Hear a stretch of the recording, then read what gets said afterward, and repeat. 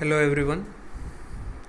Today we are going to start new course, that is geotechnical engineering. The subject code for this course is 22404. So in this first lecture we are going to study, or we are going to see the curriculum for geotechnical engineering. So this geotechnical engineering subject, it is related with soil.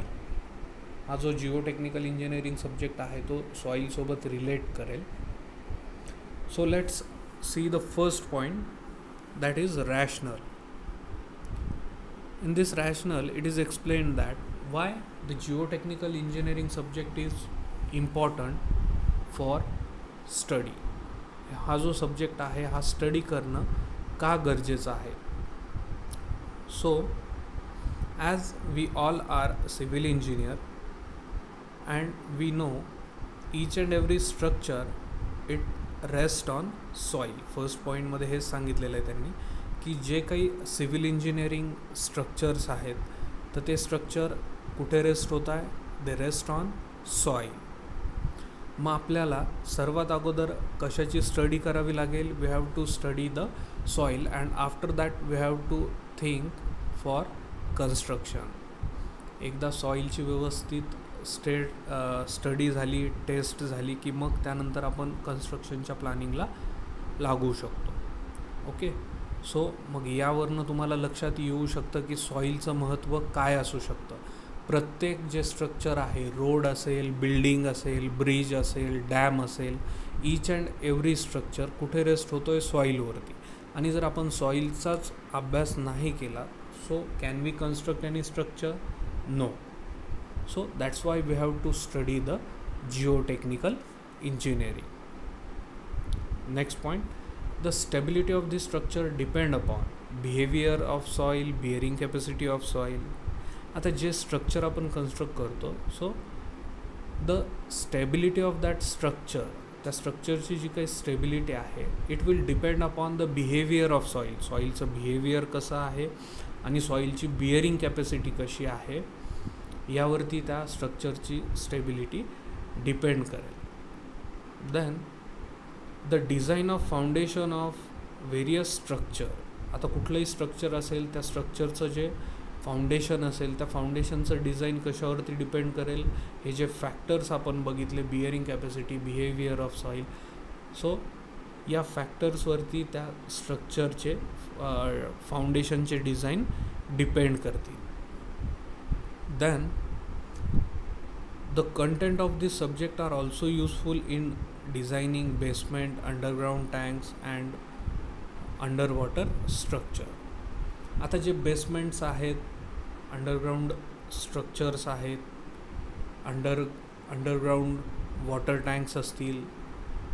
Okay, so हे जे अंडरग्राउंडचे, under वॉटरचे जे structures आहेत, so यांचं पण जे design आहे it will depend upon means या सब्जेक्टचं जे कंटेंट आहे ते कंटेंट तुम्हाला त्या वॉटर टँक्स किंवा अंडर वॉटर स्ट्रक्चर जे आहेत तर त्यांच्या डिझाईनसाठी तुम्हाला हेल्पफुल राहील.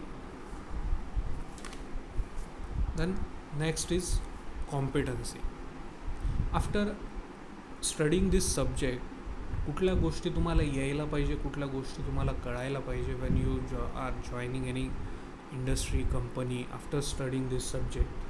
So at that time you have to evaluate the soil properties for determining stability of foundation. तुम्हाला सॉईलच्या प्रॉपर्टीज इव्हॅल्युएट करता यायला पाहिजे फाउंडेशनची स्टेबिलिटी वगैरे डिटरमाइन करण्यासाठी. सो द मेन एम म्हणजे तुमची हीच कॉम्पिटन्सी राहील की तुम्हाला सॉईलच्या प्रॉपर्टीज वगैरे ओळखता यायला पाहिजेत, लक्षात यायला पाहिजेत आफ्टर स्टडिंग दिस सब्जेक्ट और course. Then let's see the course outcome. Means after studying particular unit, what should be your course outcome. तुम्हाला फर्स्ट युनिट किंवा जे काही युनिट्स आहेत ते युनिट्स तुम्ही स्टडी केल्याच्यानंतर शिकल्याच्यानंतर तुम्हाला कुठल्या गोष्टी लक्षात यायला पाहिजे, तुम्हाला काय त्या युनिटपासून मिळायला पाहिजे. So let's see the course outcome. First is identify types of rock and subsoil strata of earth. तुम्हाला आयडेंटिफाय करता यायला पाहिजे टाईप्स ऑफ रॉक, त्यानंतर सबसॉईल स्ट्राटा कसा आहे हे तुम्हाला आयडेंटिफाय करता यायला पाहिजे. Then interpret the physical property of soil related to given construction activity. So ज्यावेळेस कुठली कन्स्ट्रक्शन ॲक्टिव्हिटी वगैरे असेल, सो ॲट दॅट टाईम ज्या सॉईलच्या फिजिकल प्रॉपर्टीज वगैरे आहेत तर त्या प्रॉपर्टीज तुम्हाला लक्षात यायला पाहिजेत. Then next course outcome, use the result of permeability and shear strength test for foundation analysis. जे रिझल्ट्स आहेत परमेबिलिटीचे अँड शिअर स्ट्रेंथचे तर ते तुम्हाला फाउंडेशन ॲनालिसिससाठी यूज करायचे आहेत. तर भरपूर जणांना परमेबिलिटी म्हणजे काय, शिअर स्ट्रेंथ म्हणजे काय या गोष्टी थोड्या नवीन वाटत असतील, but as we cover the main topic, ज्यावेळेस आपण मेन टॉपिकमध्ये जाऊ, so at that time you will get all this things. Permeability काय आहे, शिअर स्ट्रेंथ काय आहे, so don't worry about that. Then next is interpret the soil bearing capacity results. आपण जे टेस्ट वगैरे घेऊ, so at that time you have to determine the soil bearing capacity and its result. Then compute optimum value for moisture content for maximum dry density of soil through various tests. तुम्हाला maximum dry density find करायची आहे for by the various tests. So all these are the course outcome for this course. From next lecture we will start the actual topic, our unit first. So जर कुणाला काही problem असेल, so you can contact on the given contact number.